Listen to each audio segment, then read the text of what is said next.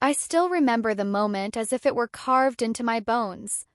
The air smelled of roasted chicken and candle wax, the kind of ordinary evening that should have carried warmth, laughter, and the quiet rhythm of family togetherness. But that night warmth fled. Laughter turned brittle. And I was left standing on the outside of my own family, invisible and unwanted. My daughter-in-law, her voice sharp and coated with disdain, looked me up and down as if she were appraising a piece of furniture that had no place at the table. "Go find another table," she sneered. The words hit me like cold water. I froze. I couldn't move, couldn't speak. I had spent decades nurturing my son, raising him with patience, love, and quiet sacrifice, and yet in that instant I felt erased, diminished to nothing more than an obstacle she needed to remove. I swallowed my shock. I wanted to speak, to defend myself, but I had learned long ago that sometimes silence is a sharper weapon than any outburst.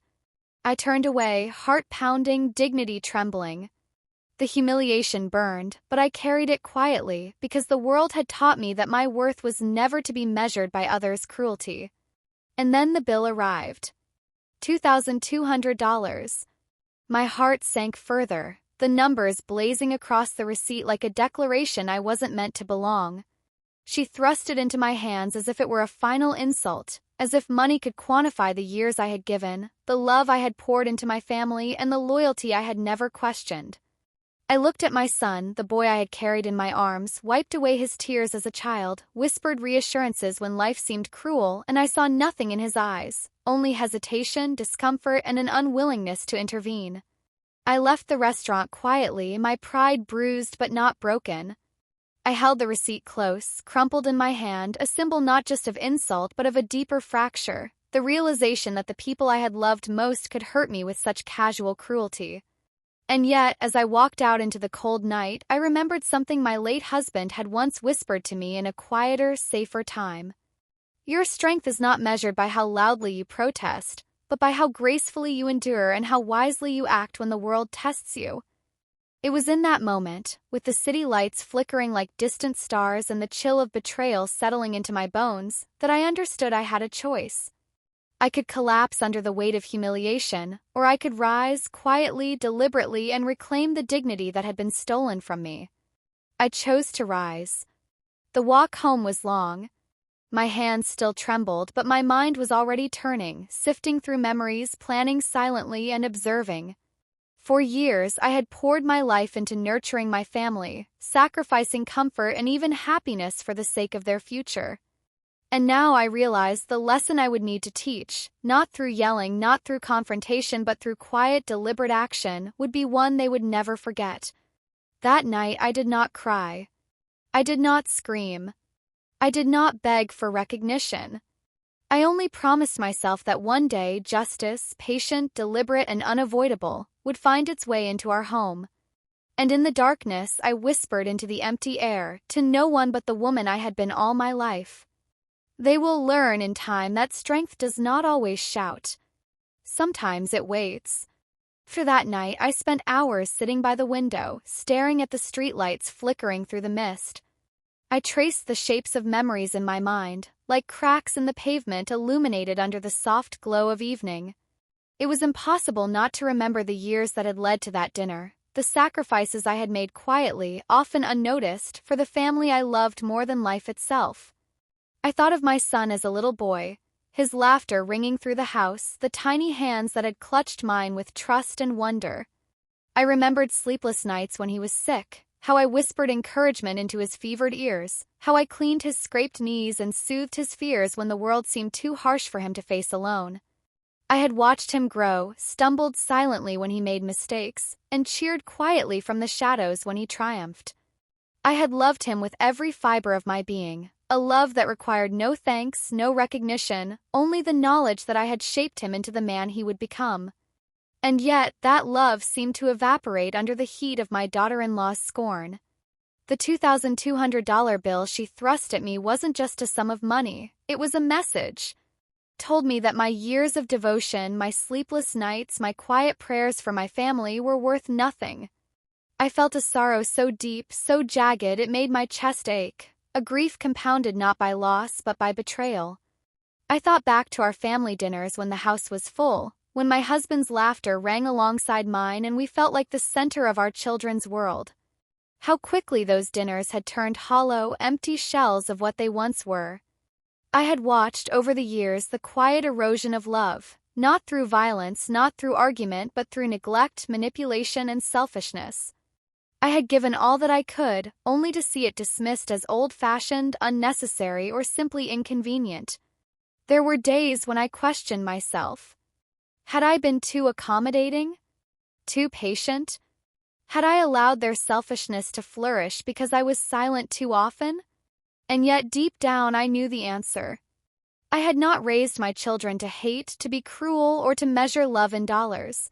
Something else had crept in, something I could not control: entitlement, arrogance, the coldness that comes from forgetting where you came from. I remembered my husband, gone now for nearly a decade, and how he had tried to shield me from the world's cruelty. He had whispered in the quiet of our bedroom, "Do not bend your spirit to fit their whims. Your heart is strong, and one day it will prove stronger than their ignorance." I had believed him, trusted his wisdom, but I never imagined how necessary those words would become, until that night. Sitting alone, I revisited the small victories I had once cherished. The times I had sacrificed my own comfort so that my son could attend the best schools, the holidays spent pinching pennies to make sure birthdays were memorable, the nights I had lain awake in silence, worrying for a child who was far from me in his thoughts yet forever bound in my heart. And in every memory I saw a stark contrast to the cruelty I had faced just hours ago. The juxtaposition was unbearable but also clarifying. It illuminated a truth I had been too polite to admit. Love alone is not enough when it is met with disdain. It was in that quiet, reflective hour that the first stirrings of resolve emerged. I realized I could no longer be passive in the face of disrespect, in the shadow of humiliation. For the first time, I considered that dignity is not a gift to be earned from others, but a shield we create ourselves. The years of silent sacrifice had not been wasted. They had trained me to endure, to observe, and most importantly, to act with wisdom rather than impulse. And though the wound of rejection throbbed in my chest, a subtle clarity settled over me. I understood that the world could take my place at the table, insult my appearance, or assign me a number on a receipt, but it could not take my memory, my experience, or my ability to rise with grace. For the first time, I began to see the path ahead. A path that required patience, cunning, and the quiet strength I had always possessed but had seldom needed to wield. I did not yet know what form it would take, nor did I yet fully comprehend the consequences. But I knew, with a certainty that steadied my pulse, that I would not remain powerless. And as the night deepened and the city outside drifted into sleep, I whispered to myself, a vow and a promise. They will remember in time that a mother's dignity is not a toy to be discarded. And when they do, it will be too late to undo the lessons they so carelessly taught me. The next morning, the house felt different. Not because the sun shone brighter or because the coffee tasted better, but because I felt awake in a way I hadn't for years. I moved through the kitchen, the familiar hum of the refrigerator and the faint scent of last night's leftovers grounding me in reality, yet my mind was elsewhere, racing, planning, questioning, and quietly plotting. As I sorted the mail, my hand paused over an envelope I hadn't recognized before. No return address, just my name in a neat, unfamiliar script. Curiosity piqued, I tore it open, expecting perhaps an advertisement or another reminder of obligations I could no longer keep up with. Instead, I found a letter, folded carefully, its edges crisp. The handwriting was familiar, my late husband's. My heart skipped, and I nearly dropped the envelope. The words inside were simple, yet carried the weight of years. If they ever treat you with disrespect, if they ever make you feel small, remember, the world may take what you give, but it can never take what you know to be true. You are stronger than they imagine, and patience, coupled with strategy, is the only weapon they cannot steal. Keep your dignity, it will be your shield. And should the need arise, justice can be measured not in anger, but in consequence. I read those lines over and over, each time letting them sink deeper into my bones. A warmth spread through me, a quiet fire I had thought long extinguished. My husband had left me with more than memories. He had left me instructions, not in the form of rules but of principles, a map for navigating betrayal with strength and cunning. I realized then that I had been blind. For too long I had assumed that being kind, accommodating, and silent was enough. But kindness without boundaries had left me exposed. My love for my family had been exploited. My respect assumed, then discarded. I had given, and in return I had received humiliation. The $1,200 bill, the pointed insult, the cold dismissal, they were not just slights, they were symptoms of a deeper imbalance that demanded recognition. I spent the day in reflection, tracing the moments where my voice could have been heard but wasn't. I remembered small details I had once brushed aside. The way my son's laughter had sometimes carried a sharp edge when his wife entered the room, the subtle prioritization of her desires over the family's, the dismissive gestures I had once excused as harmless. And now, in the stark light of my husband's letter, I saw them for what they truly were, patterns of entitlement, arrogance, and cruelty that had gone unchecked for far too long. For the first time, I began to consider the power of observation, of patience, and of deliberate action. It was not about revenge born from anger, nor retaliation born from spite. It was about reclaiming what was mine, my dignity, my voice, my sense of self-respect that had been eroded by years of manipulation and disregard. I began to catalog the details in my mind, as one might take inventory of a house before repairs. Every slight, every humiliation, every selfish demand, they became pieces of a puzzle, a blueprint that, when complete, would reveal the consequences they would not see coming. And I realized something else. They thought I was weak. They assumed my silence meant submission, my patience meant compliance, and my love meant permission to disregard me. How little they understood. That night, I did not sleep as I had in years. Instead, I planned quietly, like a gardener tending to roots hidden beneath the soil. I began imagining the ways in which I could subtly reclaim control, protect my own dignity, and ensure that the lessons they had so carelessly taught me would be learned, whether they liked it or not. It was a strange sort of calm, the kind that comes from clarity, from knowing that for the first time your next steps are guided not by fear or desperation but by quiet determination. And as the moonlight spilled across my living room, casting long, gentle shadows, I whispered aloud, almost to myself, "You thought I was nothing. But I have been preparing for this all along. And soon they will see just how much they underestimated me." The morning after I found my husband's letter, I awoke with a sense of clarity I hadn't felt in decades. I made coffee slowly, letting the aroma fill the kitchen, and as I sipped, I began to consider my options. Not out of anger, not out of impulse, but with the meticulous precision of someone who had endured far too long to be caught off guard again. I remembered the way my daughter-in-law had laughed when she handed me the bill, as if my presence were an inconvenience and my contribution a joke. The memory burned like an ember in my chest, quiet, persistent, and demanding attention.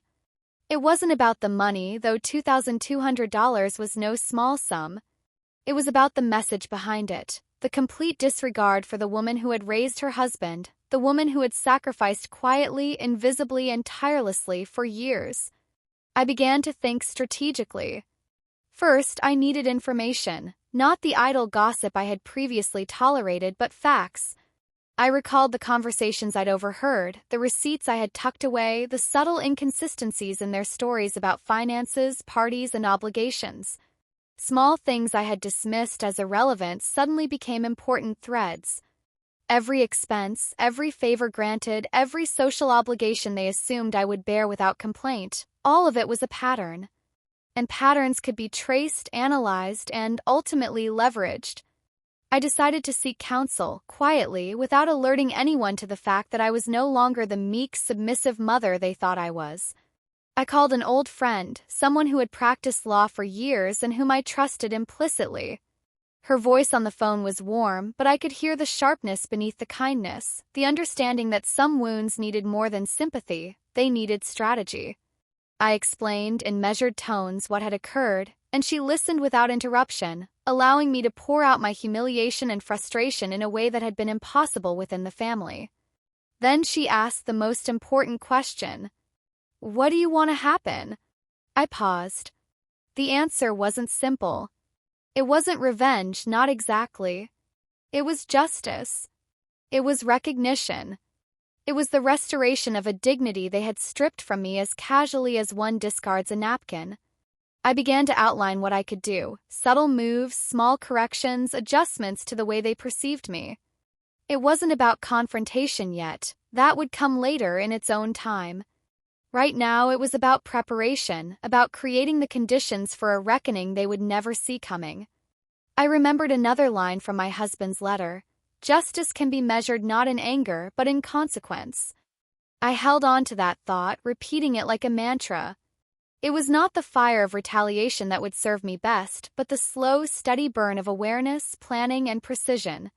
Over the next days, I began observing more closely than I had in years. I noted the way my son deferred to his wife's whims, the small lies they told each other to cover insecurities, the careless assumptions they made about my passivity. Every dinner, every family gathering, every request for money or assistance, I catalogued it all in my mind like a librarian arranging precious volumes. I realized that their arrogance was their weakness. They believed themselves untouchable because they assumed I lacked the audacity to challenge them. How little they understood the power of quiet resolve. Then came a subtle test, an invitation from my daughter-in-law to lunch.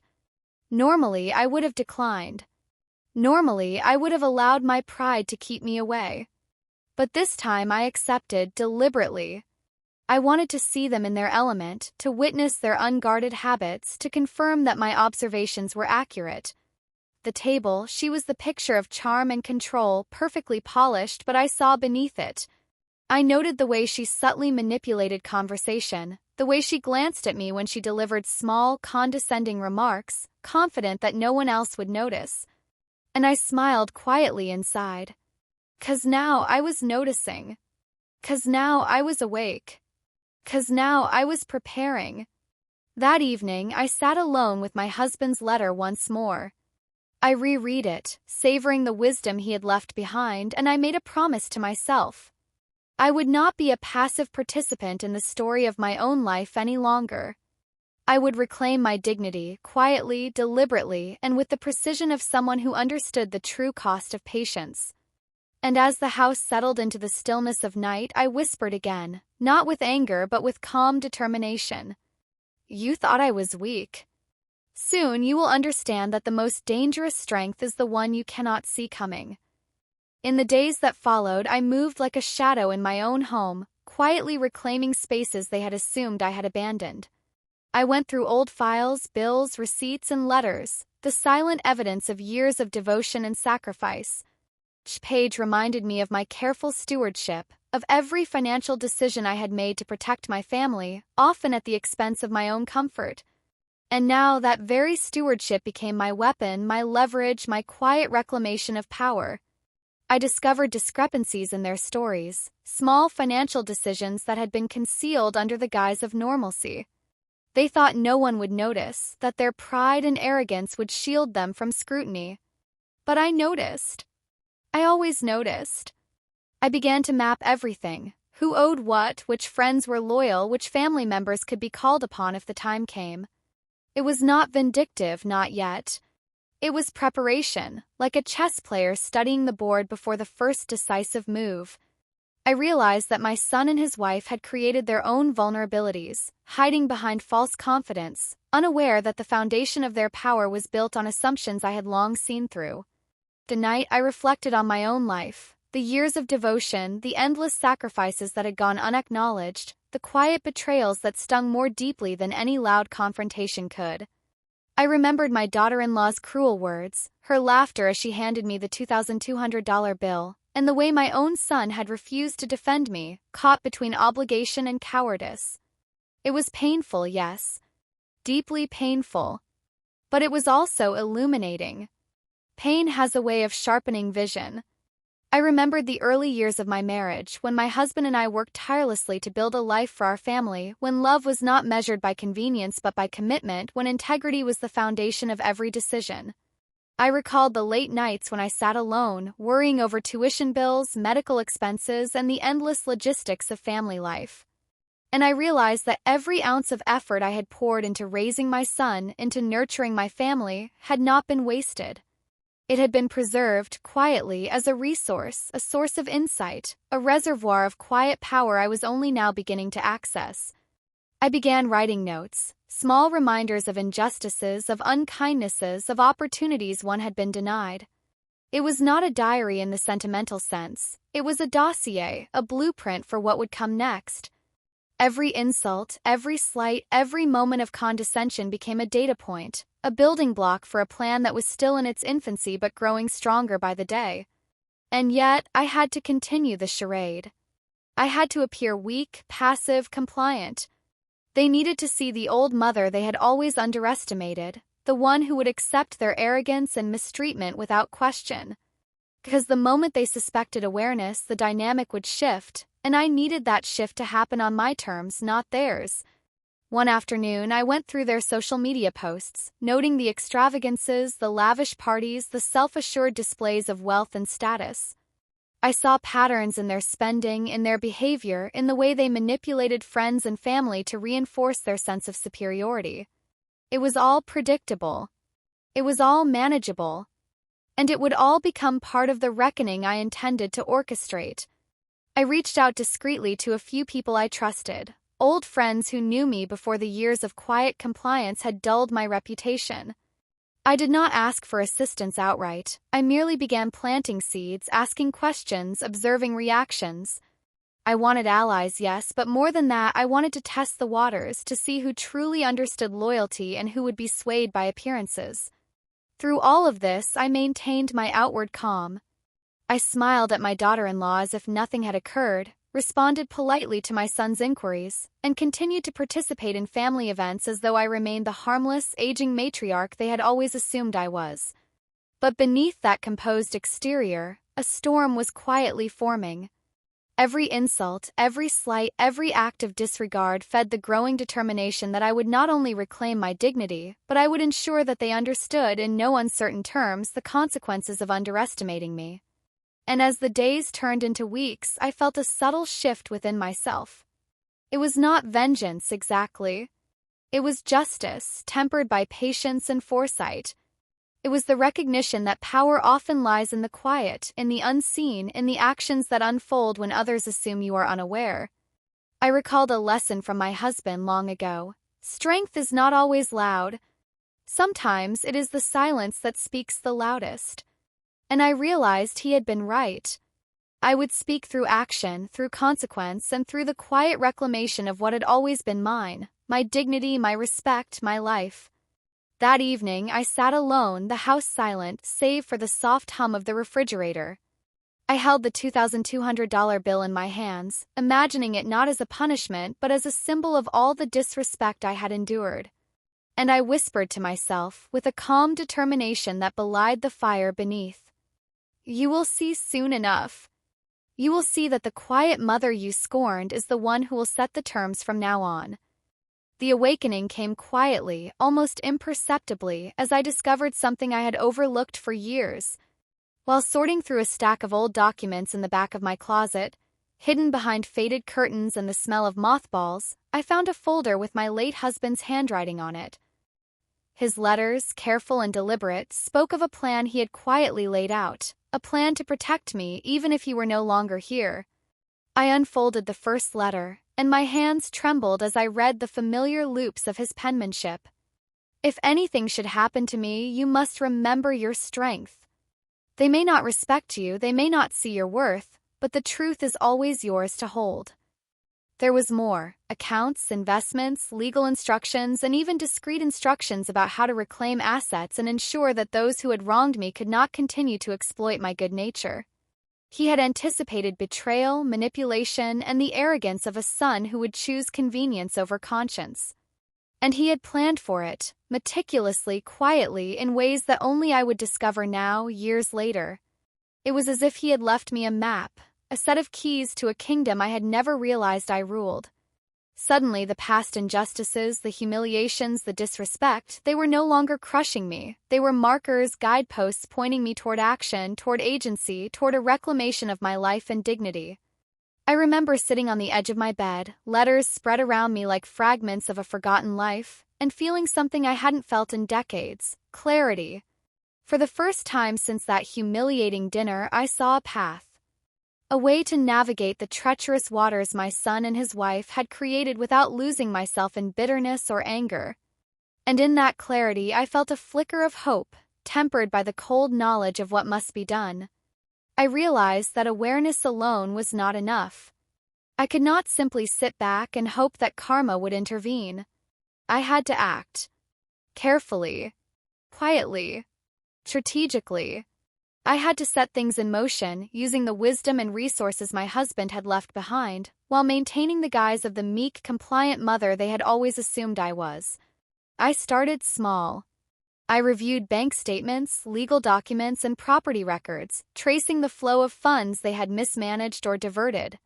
I noticed patterns, small inconsistencies, and opportunities where I could leverage what was rightfully mine. It was painstaking, detailed work, and it required patience, something I had cultivated through a lifetime of endurance. The more I uncovered, the more I understood the depth of their arrogance. They assumed that youth and social charm could mask incompetence and cruelty. They assumed that a mother's silence was weakness, a grandmother's patience a sign of indifference. They had underestimated me. And they would continue to underestimate me, because their sense of superiority blinded them to the quiet intelligence and foresight I had always possessed. One afternoon I drafted a plan. It was not a plan of revenge, though some would call it that. It was a plan of justice, carefully calibrated to restore balance, dignity, and truth. I would not yell, I would not confront impulsively, I would not beg for recognition.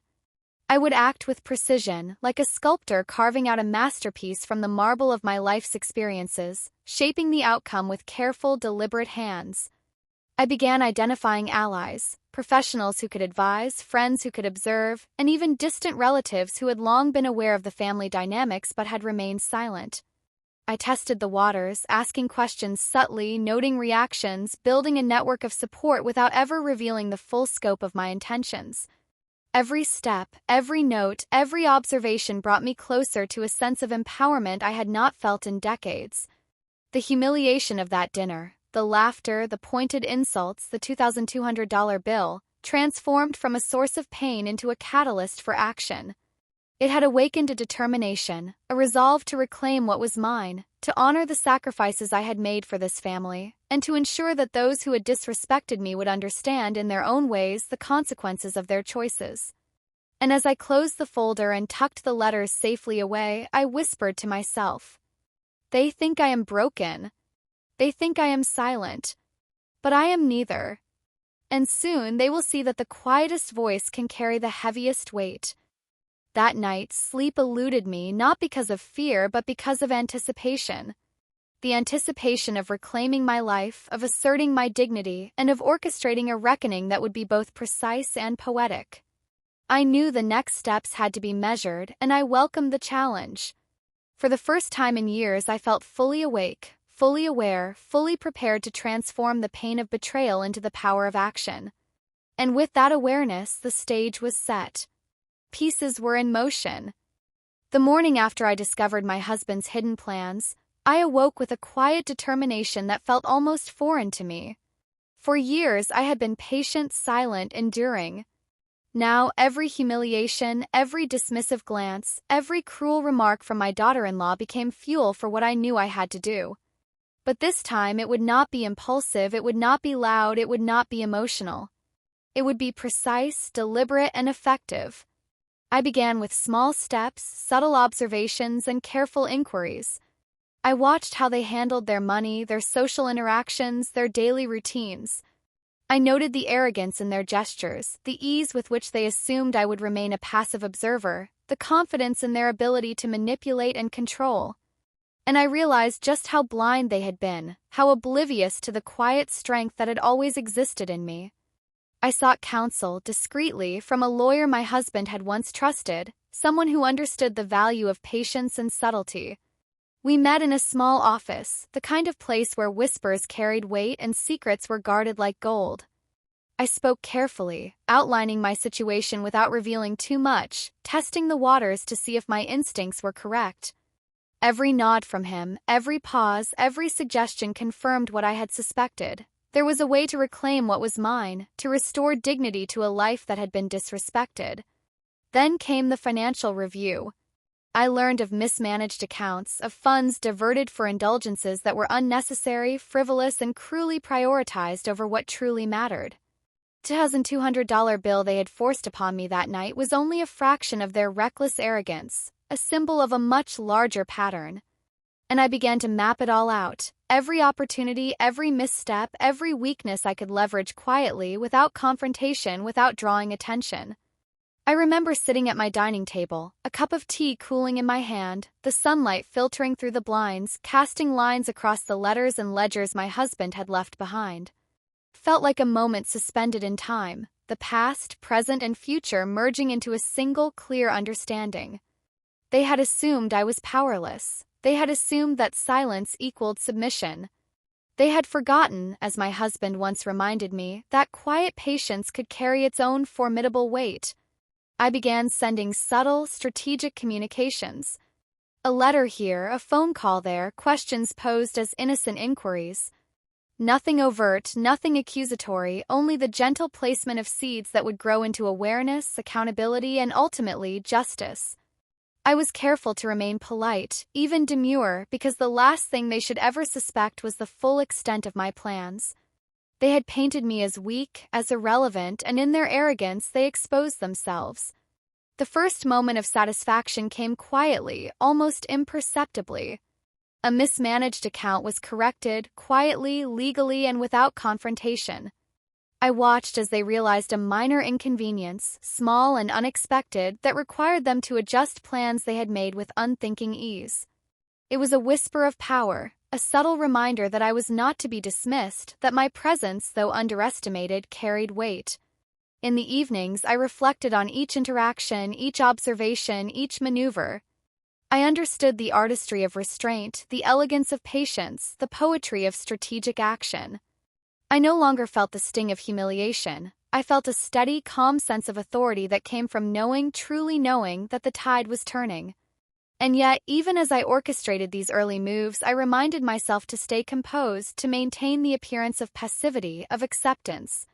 They must never know the depth of my awareness, the precision of my planning, the inevitability of the consequences they had set in motion. Every conversation, every smile, every nod was a careful performance, masking the quiet storm that had been awakened within me. By the end of the month, I had subtly reclaimed control over several aspects of the household finances, and quietly redirected the trajectory of certain decisions they thought were their own. It was not revenge, it was restoration. I was restoring balance, dignity, and respect, both for myself and for the family they had allowed to be manipulated by arrogance and cruelty. That night, I sat in the quiet of my living room, the moonlight spilling across the floorboards. I felt a sense of purpose, of clarity, of inevitability. They had underestimated me, dismissed me, and humiliated me, and in doing so they had set in motion a reckoning they could not foresee, could not understand, could not escape. I whispered to the silence, a soft affirmation to myself. They think I am still the same woman they could control. Soon they will learn that the quietest storms are often the most devastating. The first moves had been made. The stage was set. And I, finally, had become the architect of my own justice. The days that followed were filled with a quiet intensity one had never felt before. I moved through the house with calm purpose, keeping my expressions neutral, my words measured, my presence seemingly unobtrusive. But beneath that serene exterior, a careful strategy was unfolding. Every conversation, every exchange, every casual glance became a thread in a larger tapestry, one I was weaving slowly, deliberately, to restore what had been taken from me, and to reclaim the respect I had long been denied. I began by observing their habits in detail.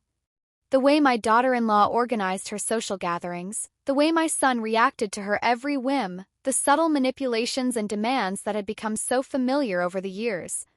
I noticed how easily they overlooked responsibilities, how little regard they had for the consequences of their actions, and most importantly, how their arrogance made them predictable.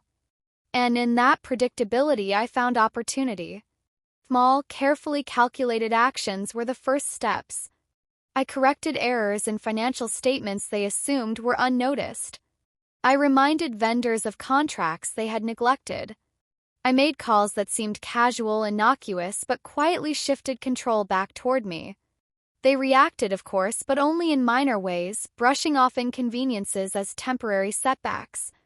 They could not see the bigger picture, that every tiny disruption was part of a larger design, a subtle reminder that I was not powerless. It was in these moments, while they were still unaware, that I felt the most satisfaction. Not from anger, not from revenge, but from reclaiming agency over a life they had treated with disregard. I no longer felt the sting of humiliation from the night they handed me the $2,200 bill. Instead, I felt a quiet strength, the kind that comes from knowing deep within that patience and foresight can be more powerful than any outburst or confrontation. One afternoon, I received a phone call from a distant cousin, someone who had always admired my resilience. We spoke about family matters, about old memories, about decisions that had shaped the lives of those I loved. And in that conversation, I realized just how isolated I had allowed myself to become over the years, how much I had tolerated quietly in the name of maintaining harmony. It was a painful recognition, but also a liberating one. I understood in that moment that true dignity comes not from pleasing others, but from honoring one's own sense of worth. Emboldened, I began to take more decisive steps. I organized paperwork, reviewed accounts, and quietly corrected the errors that had allowed my daughter-in-law and son to gain temporary control. I did this carefully, ensuring that no suspicion arose, no confrontation occurred prematurely. Every adjustment, every subtle maneuver reinforced my position, and slowly, almost imperceptibly, they began to sense that something had shifted. The first visible signs of tension appeared at the next family gathering. My daughter-in-law, ever confident, attempted her usual dominance, directing conversation, dismissing my presence, and orchestrating the evening to her liking. But there was a slight hesitation in her voice, a fleeting uncertainty in her gestures. It was subtle, almost invisible, but I saw it, and I knew it was the result of the quiet corrections I had been making behind the scenes. My son, too, seemed unsettled, his habitual ease disrupted by an underlying tension he could not quite identify. I maintained my composure, smiling politely, speaking with calm, measured tones as though nothing had changed. But every word, every glance, every moment of silence carried weight. I had become a presence that could not be ignored, a force that demanded respect not through confrontation but through quiet, deliberate assertion. And then came the evening that tested the patience I had cultivated over decades. My daughter-in-law insisted on hosting another extravagant dinner, one intended to flaunt her control, to assert dominance, to humiliate subtly as she had done before. But I approached the event differently this time. I arrived prepared, composed, and fully aware of the dynamics at play.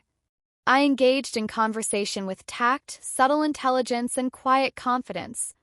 Every attempt she made to assert superiority was met with calm acknowledgement, never defensiveness, never submission. By the end of the evening, a shift had occurred, one I could see in the way she hesitated before speaking, in the way my son questioned minor details before agreeing, in the subtle recalibration of their interactions around me. It was a small victory, almost imperceptible to the untrained eye, but monumental in its significance. The first signs of recognition, the first acknowledgement that I was no longer a passive observer, had emerged. As I returned home that night, the moonlight casting long shadows across the hallway, I felt a quiet satisfaction. This was not about humiliation or revenge. It was about balance, about restoring dignity to a life that had been taken for granted. I understood that the most powerful victories often come not through force or confrontation, but through patience, strategy, and self-respect. Sitting alone in the quiet of my living room, I whispered to myself, a soft affirmation carried on the still air. They believed they could control me, diminish me, ignore me. But patience is not weakness. Silence is not submission. And now they will begin to understand the strength they underestimated. The battle was not over, far from it. But the tide had begun to turn imperceptibly, inevitably toward justice. The day of reckoning arrived not with a dramatic confrontation, but with quiet inevitability. I had spent weeks, months even, carefully observing, quietly recalibrating, letting subtle actions unfold like dominoes. And now the consequences of their arrogance and disregard were poised to reveal themselves, not through my voice but through truth, patience, and the undeniable weight of reality. Began with a letter. A seemingly ordinary notice arrived in the mail, overlooked by my son and his wife, dismissed as routine. But I recognized its significance immediately, a correction to a financial oversight they had assumed would remain hidden. It was a minor detail on the surface, yet it had a cascade of effects. Suddenly, their well-laid plans, built on convenience and entitlement, began to unravel. $2,200 debt, once shrugged off with a cruel smile and a dismissive gesture, had become a marker of accountability, of consequences they had long avoided. The next family gathering, the tension in the air was unmistakable. My daughter-in-law, who had always commanded attention with her sharp tongue and sharp eyes, now faltered. Her confidence wavered in subtle, almost imperceptible ways. My son, ever loyal to her, found himself questioning decisions he had never questioned before, caught between defense of his spouse and recognition of the reality he had long ignored. And there I stood, calm, composed, serene, a quiet force in the center of a storm they had unwittingly invited. I spoke little that evening, letting the weight of my presence, the clarity of truth, and the subtle power of patience speak for me. Every glance, every gentle correction, every small acknowledgement of fact chipped away at the facade they had built. The arrogance that had once allowed them to humiliate me, to belittle my presence, to demand without gratitude, began to crumble under the quiet power of dignity and resolve. I watched as their illusions began to shatter. Financial missteps corrected, their plans disrupted, the arrogance that had blinded them now exposed, the first real cracks appeared. And with each crack I felt not triumph born of cruelty, but a profound satisfaction born of justice, earned, patient, and righteous. I had not sought revenge for the sake of revenge. I had sought restoration, a reclaiming of the dignity that had been stripped from me, a restoration of balance in a world that had momentarily tipped too far toward injustice. Then came the moment I had anticipated, the subtle confrontation that required no shouting, no dramatic revelation, only truth and the undeniable weight of my calm authority. My daughter-in-law, now visibly unsettled, attempted a sharp remark, a small jab meant to reassert control. I met it with gentle firmness, a single sentence, perfectly measured, carrying all the weight of years of patience, wisdom, and quiet observation. Her mouth opened, closed, and opened again, and in that pause I saw recognition dawning. For the first time she understood that her efforts to demean, to manipulate, to control had failed. Not because of my anger, not because of my confrontation, but because of my unwavering dignity and measured persistence. My son, too, absorbed the lesson, silently acknowledging the truth he had long ignored. There were no tears, no shouting, no dramatic apologies, only the quiet acknowledgement that the dynamics had shifted irrevocably. I had not merely survived their disrespect, I had restored equilibrium, subtly, decisively, without the need for spectacle. As the evening ended, I found myself alone for a brief moment, sipping tea in the quiet of the living room. The weight of years of humiliation, of neglect, of subtle cruelty, lifted not with vengeance but with restoration. I understood finally that dignity is not something taken. It is something claimed, often quietly, sometimes invisibly, but always profoundly. I reflected on the lessons of the past, the sacrifices, the silent endurance, the patience, and the eventual awakening to self-worth. The journey had not been easy. It had been fraught with pain, betrayal, and moments of despair. Yet through it all I had learned that silence is not weakness, patience is not submission, and the quiet assertion of truth can move mountains in ways anger never could. And so, as I closed my eyes that night, the house quiet and the world calm, I whispered to myself the words that had carried me through. Some battles are not won with shouts, some victories are not measured in noise. True strength lies in dignity, patience, and the unwavering belief that respect, once denied, can always be reclaimed. I smiled softly, a sense of peace settling over me. Not because the world had changed, but because I had reclaimed myself, and with that reclamation restored balance, honor, and justice to a life that had been momentarily overshadowed by cruelty. And in that quiet, profound moment, I understood fully. Some goodbyes, some humiliations, some betrayals do not break you. They reveal your strength, sharpen your resolve, and prepare you to claim the dignity that is yours, not through force, but through wisdom, patience, and the quiet, undeniable power of self-respect. That night, I finally understood. The battle was never against them. It was always about me, about who I chose to be, and the unwavering commitment to myself that no insult, no cruelty, no betrayal could ever diminish. I was free. Did you like my story? And which city are you listening from? Let's meet in the comments. If you like the story, you can support me by sending a super thanks, so I can keep bringing more stories like this. Thank you so much for your sweet support. I'm looking forward to your comments on the story. On the screen, you can see 2 new life stories that I highly recommend. There's so much more on my channel. Don't forget to subscribe. See you in the next life story. With love and respect.